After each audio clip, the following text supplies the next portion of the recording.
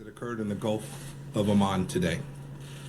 This assessment is based on intelligence, the weapons used, the level of expertise needed to execute the operation, recent similar Iranian attacks on shipping, and the fact that no proxy group operating in the area has the resources and proficiency to act with such a high degree of sophistication. This is only the latest in a series of attacks instigated by the Islamic Republic of Iran and its surrogates against American and allied interests.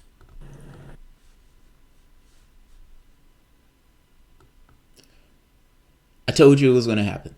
It wasn't just me that told you this was going to happen. A lot of people said this was going to take place. And a lot of people, for the most part, has been skeptical about the narratives that were put forth by this particular administration on this particular issue. Pompeo blaming Iran for attacks that took place in the Gulf. No investigation, no way to know. Nobody knows. But the Trump administration somehow, just so happened, on cue, knows. Welcome to the Soapbox.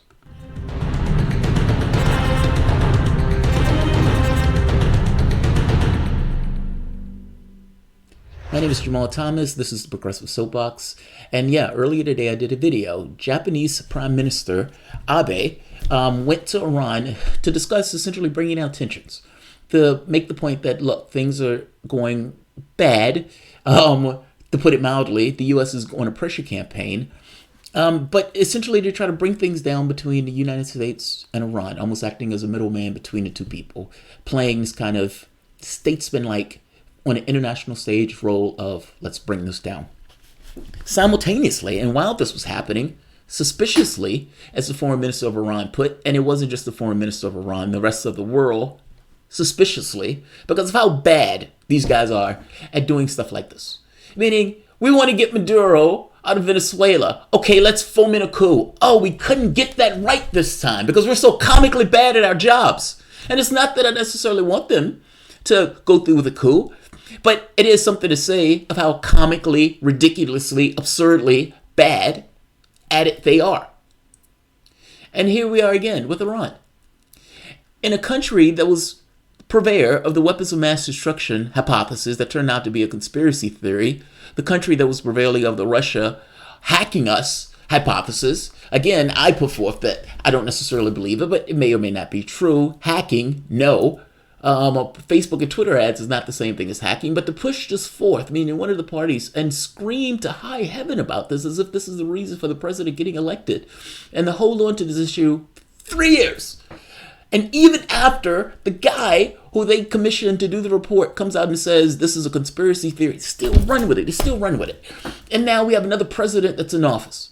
And this president, a Republican president, following the last Republican president, that screams about weapons of mass destruction in Iraq. Another Republican president with the same cast of swamp monsters, same cast of cronies, outright goblins, are back in that office.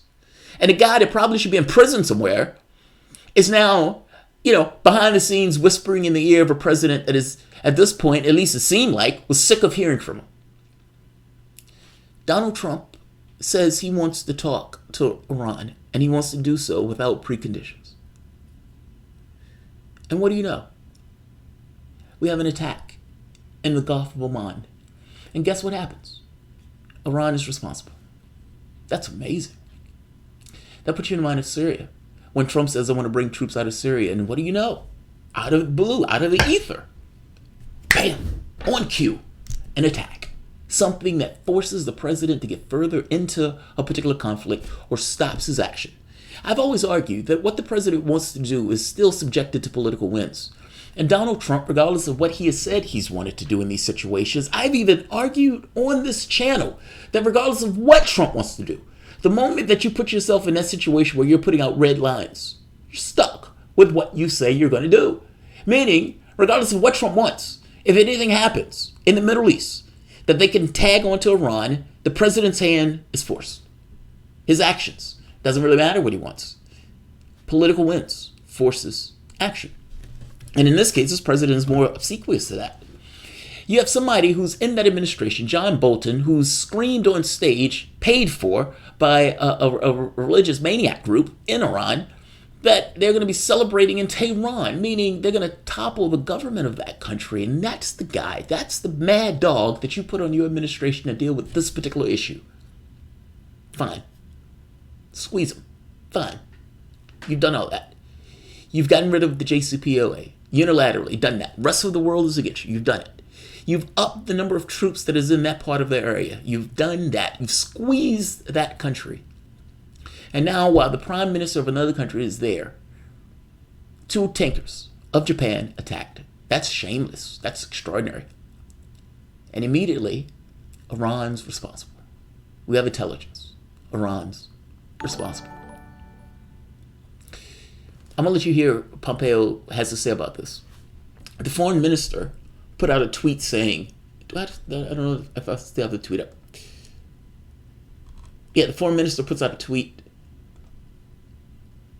that is prescient and is literally, I suspect, what the rest of the world is thinking.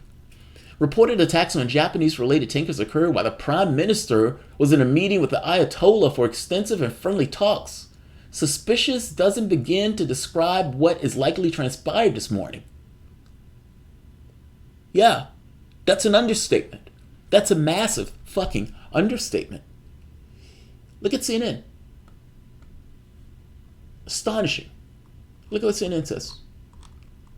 Iran would get the blame, but the Gulf of Oman, but the truth is likely murkier. Even CNN. CNN looks at this and says, wait a minute. I don't know if this looks dicey. Saudi Arabia, one of our allies, the group that just beheaded 30 people. Clear dog in the hunt on this. Clear dog. Saudi Arabia, clear dog in a hunt on this. Not just Saudi Arabia, Israel, clear dog in a hunt. Both of these countries are willing to fight to the last dead American in order to take down Iran. Their intelligence services, yes, would very much like the United States to get further involved in that conflict. Both of them hated the JCPOA. And yeah, left up to their devices, they would love the U.S. to get further involved. How do you immediately, even if you want to say this looks like a state actor did this, I would wager you don't even know exactly what took place, but assume for the moment this is a state actor. There are other state actors that seek the game. Cui bono? Who seeks the blame? And not just who seeks the blame, of all of them, Iran is the less likely to do it. Why do you think? That makes no fucking sense. This goes back to the bad man theory.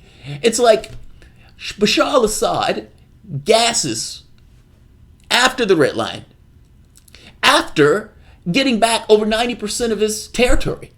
And the argument from the other side is he's a bad guy. He's such a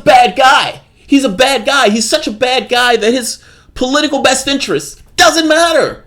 And here we are again. Weapons of mass destruction in Iraq.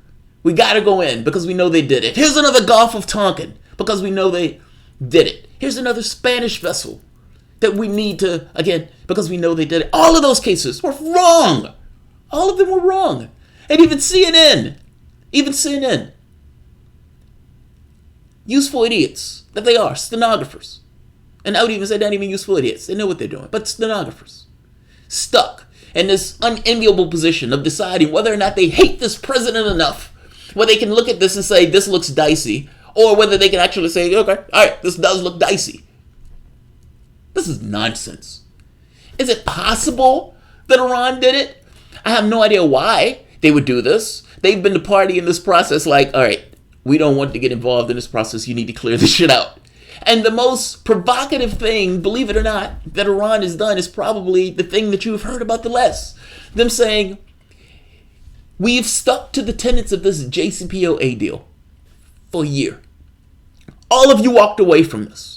When the United States balked at this, you did nothing. And you allowed the U.S. unilaterally put sanctions on this country and many of their companies that were supposed to be working with us. The deals that we lived up to, you let them walk. And you did squat. So, fine. We lived up to the tenets of this agreement for over a year. We are going to up the amount of material that we're going to start making now. That breaks one tenet of the agreement. It's a mild tenet. Yeah, Iran should have every right, just like every other country, to deal with nuclear energy just like any other country would. And you had this thunderous fist waving from various countries. Don't you dare do that. The U.S. walked away. They've been gone for a year. And you let them skate on that. And we're supposed to stick with the tenets of an agreement that nobody else is sticking with? Why? Why should we have to do that? They upped the that's the most provocative thing that they've done. That's the most provocative thing that they've done. Yeah, CNN. Iran would be blamed for it. And yeah, CNN, Pompeo is standing here blaming them now. That's precisely what he's doing. Just so we're very clear. This is also Pompeo. Director, we lied, we cheated, we stole. It was like we had entire training courses. I was the CIA director. We lied, we cheated, we stole. I was the CIA director. We lied, we cheated, we stole. It was like we had entire training courses. I was the CIA director. We lied, we cheated, we stole. It was like we had entire training. I was the CIA director. We lied, we cheated, we stole. It was like we had entire training course. Same guy. Same person. That one who stood on a stage brazenly screaming that for a living he lied, cheated, stole, and then gave training courses, and they applauded him for that. That's the guy who's given this speech right here saying that Iran, and he knows it, bombed 2 tankers. Do you believe it? Do you believe it? And why would you? Why would you? That's the question. Why would you believe this? Who profits? Who profits? The country that was literally doing everything that they could to force a situation of regime change, or the country that they want to actually change the government of? Who profits? Let's hear Pompeo, and let's end it on Pompeo. Let's see.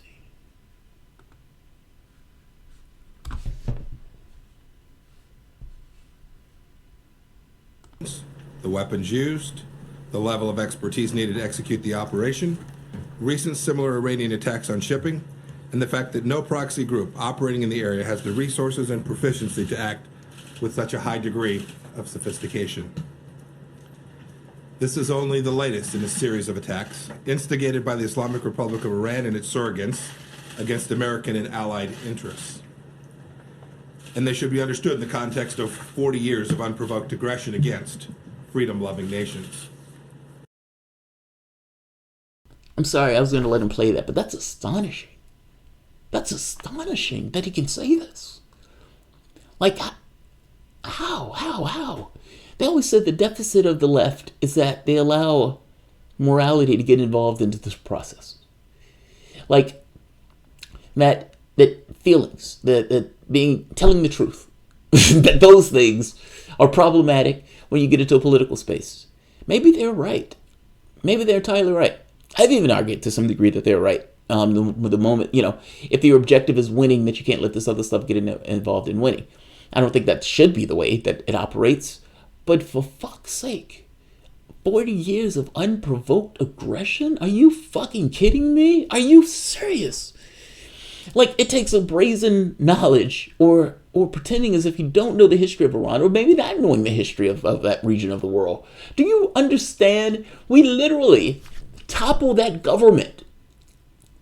We toppled their government. Unprovoked fucking aggression? Are you serious? Are you serious? How do you say these things? With the press corps that looks at this and says, well, it says unprovoked aggression. We toppled their government for oil stuff, dealing with Britain, British Petroleum, the CIA working with the British government. Topple that government the moment that government started asking about increased revenue from the oil production. They wanted to use the oil for the country itself. They needed a bit of freedom. So we put in a dictator. The guy who's in there now, Khomeini, is a result of a revolution in order to get out the dictator that we put in. This is astonishing to hear. Like, you must understand, it is aggravating to hear.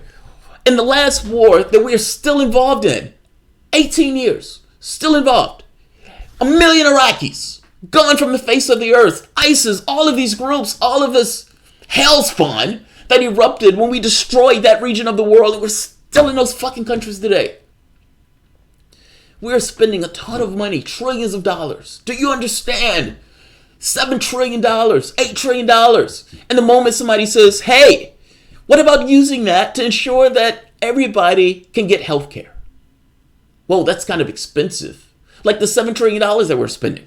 And this guy that said here earlier screaming that he's lives for a living. And yet, we're supposed to take him as an earnest actor in this process. One guy, and he came screaming about dancing on the stage in Tehran. And then this guy. And we're supposed to look at this process and say, clean hands. Clean hands. It's astonishing. On April 22nd, Iran promised the world that it would interrupt the flow of oil through the Strait of Hormuz. It is now working to execute on that promise. In early May, the Revolutionary Guard Corps attempted the covert deployment of modified dhows capable of launching missiles. On May 12th, Iran attacked 4 commercial. Just so we're very clear, Israel has owned up to striking Syria and Iranian targets, if I am not mistaken, every day or every other day for the last several years. The United States doesn't say squat when those. Just so we're very clear, part of the reason in this area has nothing to do with right and wrong. It has everything to do with domination, our interests, our allies. Odd, strange bedfellows of Saudi Arabia and Israel gets across that they don't really give a shit about the Palestinians. This is somewhat of a political thing, just like you have certain political issues in this country where politicians give voice to but doesn't necessarily really care about. It has to do with their geopolitical interests. And in this case, Saudi Arabia and Israel are odd bedfellows, but bedfellows nonetheless. Iran is not part of those bedfellows, and both of those groups greatly dislike Iran. Israel and Saudi Arabia are both close allies of the United States and has a lot to do with the domestic policy that takes place, or the policy that takes place in the United States in that region of the world. This kind of back and forth. Everything that Pompeo is saying here is taking place in a vacuum, according to Pompeo, that these groups that are out for the destruction of that regional power has nothing to do with this process. This is just an astonishing statement. It is an astonishing statement. And let's hear him. Ships near the Strait of Hormuz. On May 14th, Iran-backed surrogates attacked by armed drones struck 2 strategically important oil pipelines in the Saudi Arabia. On May 19th, a rocket landed near the U.S. Embassy in Baghdad. On May 31st, a car bomb in Afghanistan wounded 4 U.S. service members, killed 4 Afghan civilians, and wounded bystanders. Yesterday, Iranian surrogates fired a missile into Saudi Arabia, striking the arrivals terminal of an international airport, injuring 26 people. Taken as a whole, these unprovoked attacks present a clear threat to international peace and security, a blatant assault on the freedom of navigation, and an unacceptable campaign of escalating tension by Iran. Prime Minister Abe made a historic trip to Iran to ask the regime to de-escalate and enter into talks. Iran's supreme leader rejected Prime Minister Abe's diplomacy today. Think about this for the moment. Why would you enter into talks with the United States? Why? Like, for the moment, put yourself into the position of the other government. And whether the government is run by a religious totalitarian state, like Saudi Arabia, or whether it's run in a democratic fashion, put yourself in the head of that particular leader. Because what I'm putting to you is, it doesn't really matter how your government is arranged, what your government is, how it's organized. In this case, this is somewhat of a Game of Thrones in this case. It's just about being in a particular government. And in that government, one country that you enter into talks with unilaterally yanked itself out of those talks. What is the perspective of the people in the country that actually allowed those talks, that went along with this particular thing? And, by the way, that thought this agreement went too far. Meaning, if you're in Iran, from your perspective, this agreement, many people in Iran thought this agreement went too far. This trespasses on our sovereignty too much. And yet, they made the agreement anyway, because they saw what happened to Iraq, and what they wanted to do was cut down on hostilities, and they thought this would do so. And so the population accepted it. The rest of the world accepted it, because again, the rest of the world also saw what the United States did in that war of aggression towards Iraq, and all of the people that were murdered. That government went along with this. And you've humiliated that government, because you unilaterally yanked yourself out of agreement that many of them didn't want to go for anyway. The hardliners in Iran shake their fists and say, see, we told you so. And then the guy who wanted to be a softie in this case and wanted to be conciliatory gets humiliated. Now, what impetus is there for the guy that you just humiliated, the softie in the country, the lefty, the one who essentially went along with this? What impetus does him in his political environment have for saying, okay, let's go into more talks with that country? Zero. None. And not just him, nobody would do it. There is no country on this planet that would have acquiesced to talks after that. You've put yourself in an impossible situation. It doesn't matter what you do to them in this situation. There is no way they can acquiesce to your demands in this case. So you're stuck in the situation of either war or failing. And I got to put it to you, even war is failing. There's some people, like Boltons of the world, that may be okay with this, but your population is not going to be for it. The rest of your country, for the most part, is going to be against you on it, because you even put your campaign thing as being, okay, I'm not going to be the guy that gets us in wars. So now what? You've just accused Iran of bombing a tanker. And your attack dog here has just listed out a case of things that you consider to be breaches, overruns. So what are you going to do about it? You've already sanctioned them to death. I would say sanctions is an act of war. What are you going to do about it? You've upped the number of military personnel in that particular area of the world. What are you going to do about it? Are you going to have airstrikes? Do you think those airstrikes are going to be enough? What are you going to do? This is just an astonishing thing to hear. I got to be honest. I don't give a shit about Saudi Arabia or Israel. I don't care what happens to those countries. I care about this country. And anybody else who says something other, I'm suspicious of. You should care more about this particular country and how your service members in this country are misused. Understand what these guys are saying. They're one step after the next escalating. And escalating on things that they seem to be making up. That they seem to be attributing to Iran. That may or may not be part of something that Iran has done. Whether it is or not, do you trust him and this regime under the Trump admin to be the guys, to be the honest actors in this case? This is astonishing. Let's let him keep going though. By saying he has no response to President Trump and will not answer. Why would he? No, why would he? No leader would. No person with any shred of self-respect would speak and sit with the United States under these terms. None. Zero. Give me one. In fact, I even think the president of Mexico, Obrador, will lose the next Mexican election. Why? Because he's weak, because of weakness. Yes, I understand lefties like him. But as a lefty, weakness is not necessarily an aspect of being on the left. At least it shouldn't be. How do you kowtow to another power? I don't give a shit if it's a stronger power. I don't even give a shit if it's on your border. You are leading a large number of people, and that large number of people at the very least want to know that you will keep them safe and secure across the board and have some level of dignity and self-respect in the process of doing so, since you're representing that particular country. I don't care if it's Iran, I don't care if it's Mexico, I don't care if the UK, I don't care what the country is. No country would acquiesce to what the United States is asking for. Zero. None. And Obrador, mark my words, he better come up with an awesome economic plan, because otherwise, this will be a mark on his administration. The Supreme Leader's government then insulted Japan by attacking a Japanese oil tanker just outside of Iranian waters. threatening the lives of the entire crew, creating a maritime emergency. Iran's foreign minister today responded to these attacks. He said sardonically, quote, "Suspicious doesn't begin to describe what likely transpired this morning." Yes. End of quote. Yes, you did say that.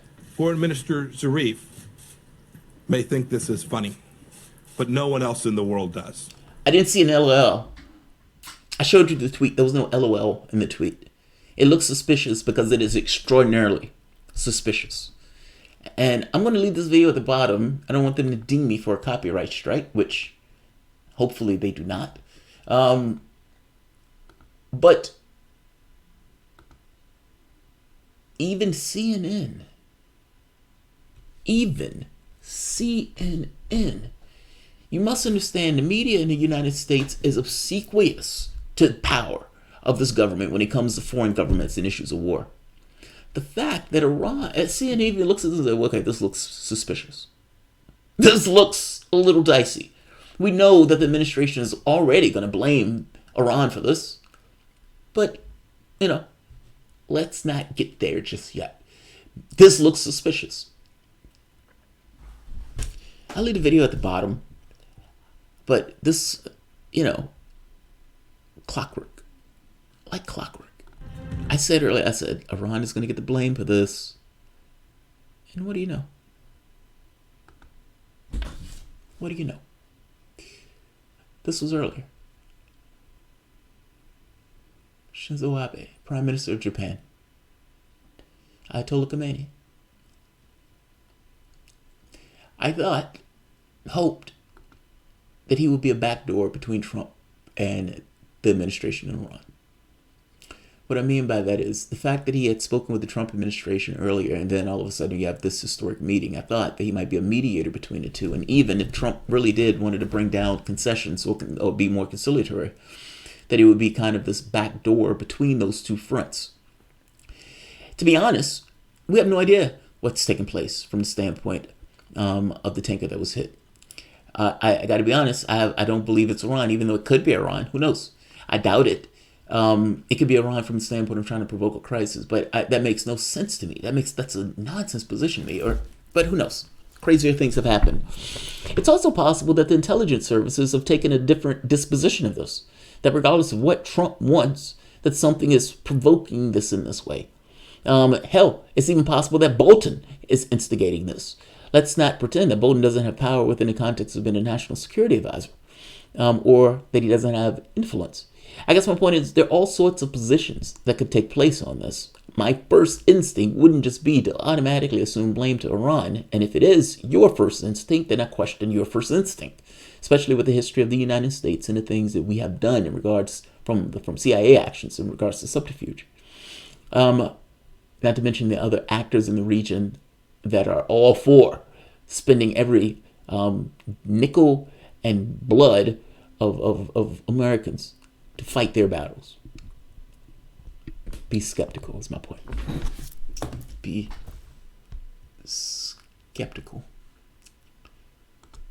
Let's see. Kills for a living. The war machine will never end, and your girl Tulsi looks even weaker now.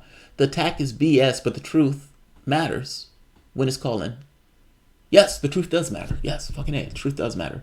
Bravo, big fan, Matt Watkins. Oh, thank you, Matt Watkins. Oil tanker. Expect your solar prices to increase because of this. You mean your oil prices? Yes, and solar, you're right. That's an interesting point. You're right. Because if your oil prices increase, people are going to be more apt to try for things that are cheaper, in which case they're going to go to solar. The increased demand in solar is going to create an inflation of the prices of solar power also. So the prices or the inflation in prices of solar should be a little bit less, but it still should happen. That's a good point, especially if something takes place that's more significant. But yeah, the oil prices are going to spike, and yeah, you're right. Bojo the Clown. If Bojo and Trump stand too close to one another, do they absorb one another and disappear like matter and antimatter? No. The Bojo wouldn't be antimatter. Bojo would not be antimatter. Those guys are the same milk. They're just in a different environment. Every time I see Bernie use the 2 fingers on each hand, all I want for him is to tell me that my nearest exit is behind me or over in the wings. That's funny. I think that's from yesterday. Yeah. I think I missed those yesterday. I'm sorry, guys. I was in and out yesterday. Jamal, the YouTube Live Ninja strikes again. Donald Smead, the YouTube Live Ninja. Well, I try to keep up on this stuff. So, all right, I'm going to end this because I have additional videos that I wanted to do today, and I don't want to be angry. I like to try to be somewhat dispassionate when I look at this stuff, with an exception. Meaning, sometimes when I am, sometimes even when I'm dispassionate, or at the very least I feel distant, how it's coming out is not coming out in a distant way, if it makes sense. So there's like two aspects.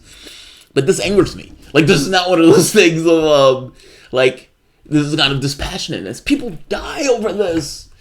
The actions of human beings, the actions of individuals. You have people who are horrible people that will make decisions. And then they go home and they eat their hamburgers and their Whoppers and they watch Fox News.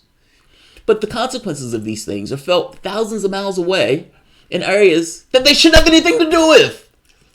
And people die over this. And not just their people die, but they're sending people in this country to do stuff that they would never do if they themselves had to go out there and do it. And it's not like, this is in the best interest of anybody other than themselves. What's happened, Garden? It's fucking aggravating, man. It's fucking aggravating. I'm going to end this. I have other videos. If you guys enjoy the content, please feel free to share, like, subscribe. You can always support the PayPal or Patreon. Thanks all. I'll see you guys momentarily.